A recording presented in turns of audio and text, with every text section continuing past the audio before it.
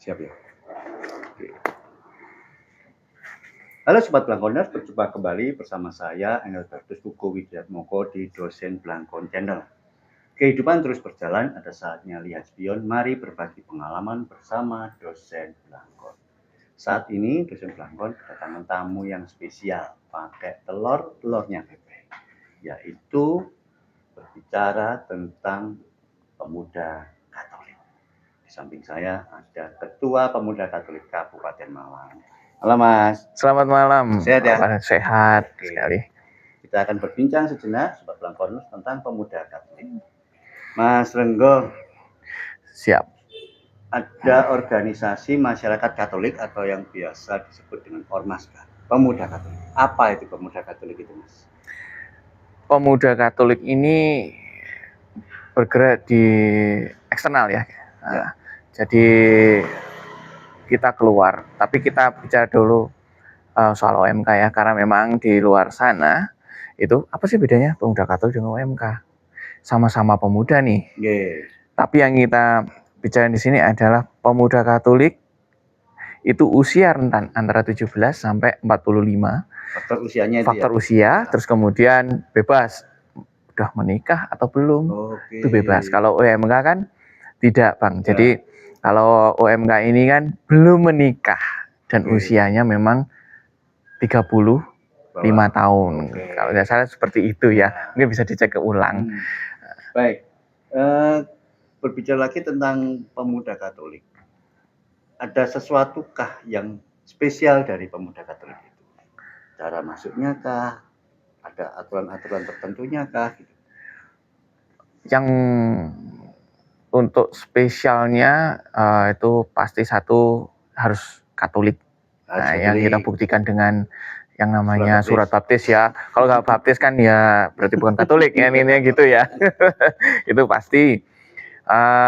Kedua, untuk yang lain untuk syarat-syaratnya sih standar saja sih, memang hanya seperti itu saja. Memenuhi administrasi pasti. Lalu terus kemudian itu namanya Mapenta. Betul. Nah, ini apa Mas Mapenta itu sebetulnya? Kalau OMK kan tidak ada Mapenta ya. Pasti ya. Kalau sudah namanya usia sekian ya sudah masuk OMK kan kayak gitu ya. Tapi kalau udah Katolik pasti ada masa penerimaan anggota yang kita sebut Mapenta, dan itu hukumnya wajib. Wajib ya? Wajib sekali. Tapi belum tentu kalau kita sudah ikut Mapenta itu bisa diterima, Mas. Tidak otomatis. Tidak otomatis. Karena kejadian beberapa koncap atau wilayah itu kayak Kupang kemarin dan sebagainya gugur karena memang tidak sesuai dengan kriteria yang disediakan oleh pemuda Katolik itu sendiri. Apa kira-kira garis besar tentang Mapenta itu apa isinya? Untuk isinya kita jelas memperkenalkan organisasi pemuda Katolik itu seperti apa, terus visi misinya itu apa. Pasti orientasinya kalau kita secara singkat visi misinya pasti kader, menyiapkan kader, tentunya mandiri ya. Jadi kita tidak sana sini, tapi kita kader secara mandiri, siap secara baik mental maupun ini ya jejaringnya juga. Seperti itu. Menyiapkan mental berarti berkaitan dengan wadah melalui kegiatan-kegiatan. Betul sekali. Kegiatan-kegiatan apa saja Mas yang ada di pemuda Katolik? Untuk kegiatan itu banyak ya, eksternal dan internal sih. Tapi kita bicara untuk yang eksternal itu ada beberapa yang dari tentunya Kabupaten Malang, Pemuda Katolik Kabupaten Malang itu mengadakan workshop seperti itu ya Mas. Ada workshop, terus kemudian ada kegiatan-kegiatan itu kan, misalkan di bidang pendidikan kayak kemarin kami dari Komda Jatim juga Pemuda Katolik itu kerjasama MOU kuliah gratis. Nah ini menarik, kuliah gratis. Siapa yang nggak mau? Nah, itu diuntak. Jadi 100% Mas gratis, tinggal kehidupannya, tapi ya tentunya kehidupannya sendiri Mas. Yang lain Mas, yang lain. Untuk yang lain kami kerjasama dengan lintas organisasi Mas. Lintas organisasi. Betul, lintas organisasi kemasyarakatan. Nah ini kan kayak kemarin kita juga ngirim 2 orang dalam acara yang diadakan oleh Desa Kebun Agung ya. Di situ tentang UMKM. Karena memang konsentrasinya di Pemuda Katolik Kabupaten selain ada hukum, terus UMKM, terus ekonomi. Itu memang kita konsentrasinya pendidikan tentunya, itu yang kita konsentrasikan. Itu untuk sertifikasi halal. Sertifikasi halal. Betul. Kemudian dengan apa itu legalitas untuk NIB ya. Nah, jadi kan kita bisa membantu untuk ke sana. Oke. Kalau moderasi beragamanya ada kegiatannya apa saja? Ada. Eksternal juga ada. Kita kerjasama dengan, bukan kerjasama, kita sudah menjalin hubungan ya. Ada FMKI Kabupaten Malang, FKAUB untuk lintas agamanya. Kita sering itu kayak misalkan kita diundang untuk lomba public speaking ya. Lomba public speaking. Betul. Nah, ini kan kita juga ngirim beberapa teman-teman, kebetulan memang range-nya antara SD waktu itu, SD dengan SMP, jadi mungkin generasi selanjutnya atau anak-anak kita yang memang kirim tersebut supaya bisa berkomunikasi dengan baik, seperti itu. Oke. Kalau ngomong pemuda Katolik, kira-kira itu apa manfaatnya, Mas? Bagi teman-teman Blangkoners yang harus berhitung manfaatnya. Oh begitu ya? Gitu apa?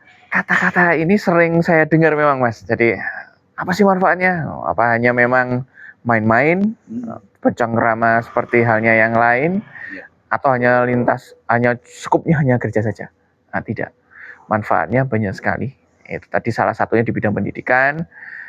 Kita juga pendampingan UMKM. Banyak sekali manfaatnya, terutama jaringan ya. Kita memanfaatkan jaringan itu ya. Membangun jaringan-jaringan. Karena kita kan berhubungan dengan masyarakat luar. Kalau secara tidak langsung belajar berkomunikasi dengan attitude yang baik, itu kita juga bisa belajar di situ. Manfaatnya banyak juga sih. Lalu juga ada itu Mas yang sering saya dengar ketika ada kegiatan pemuda Katolik itu, Pro Ecclesia et Patria. Itu apa sebetulnya Mas? Wah, ini Pro Ecclesia et Patria sendiri itu diartikan kita bekerja untuk gereja dan negara, Mas. Bekerja untuk gereja dan negara. Oke. Begitu. Kegiatannya, visinya itu ya? Betul. Oke. Jadi kita ada manfaat nih, baik untuk gereja dan juga baik untuk negara. Jadi tidak hanya hidup di sekitar altar saja. Tapi juga tengah pasar ini. Betul, tengah pasar gitu. Kalau altar saja kita kan nanti buta sebelah ya. Kasusnya banyak Mas. Contoh yang akhir-akhir ini kan ada 4. Oke, ada kasus di luar sana. Di luar sana itu ya. Maka, gitu. Untuk menajamkan ketertarikan Sobat Blangkoners masuk ke pemuda Katolik, ada pesan yang ingin disampaikan? Untuk pesan sih, mulailah mengenal organisasi Katolik itu sendiri ya. Jangan antipati dengan kami, pemuda Katolik, karena di luar sana pemuda Katolik ini masih politik nih. Enggak, kita ada berbagai klaster ya. Ada yang memang suka politik, ya monggo di politik. Kalau yang ada di ekonomi ya kita di ekonomi, kita ke pendampingan UMKM tersebut. Terus kalau yang kita suka dengan budaya, kesenian, nah itu ada juga nih. Mau nari monggo Mas. Atau mau jadi dalang monggo. Bandengan, Malang kan sering gitu ya, bandengan gitu, itu kan sering. Ada juga ya itu ya. Lalu saya dengar juga punya legalitas berbadan hukum ya Mas ya? Ormas ya, pemuda Katolik ini. Betul. Kami adalah ormas yang sudah terbentuk sejak lama ya. Ini sudah berbadan hukum tentunya. Jadi jangan khawatir. Pengurus pusatnya juga ada? Ada. Oke. Dari pusat, dari sampai akar ya. Nanti bicaranya agak ke politik.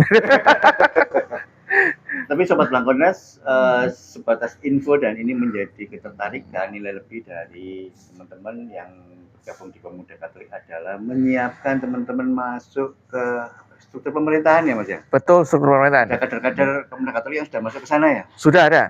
Contoh kami di kabupaten ada salah satu pemuda hebat kita bilang. Jadi nggak sebelah aja yang hebat ya. Pemuda Katolik itu juga hebat. Ada yang masuk ke Bawaslu tentunya dan sudah ada di posisi yang pas ya. Itu salah satu juga, dia juga ketua bidang advokasi dan hukum. Jadi ketuanya beliaunya. Jadi kalau ada masalah tentang hukum, monggo silakan Pemuda Katolik Kabupaten. Oke, Sobat Blangkoners, itu tadi perbincangan singkat. Semoga menginspirasi dan segera bergabung dengan kami Pemuda Katolik Kabupaten Malang. Jangan lupa nih, salamnya selalu diingat. Pro Ecclesia et Patria. Pro Ecclesia et Patria. Jaya, jaya, Jaya, jaya. jaya.